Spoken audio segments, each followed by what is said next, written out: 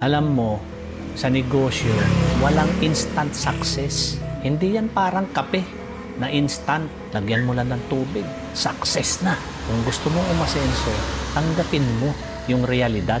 Kailangan mong paghirapan, pagtiyagahan, at paulit-ulit bumangon.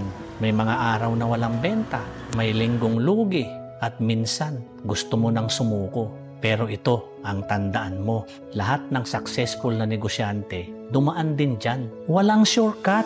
Lahat ng mali mo ngayon, yan ang magtuturo sa'yo. Lahat ng rejection, yan ang magpapatatag sa'yo.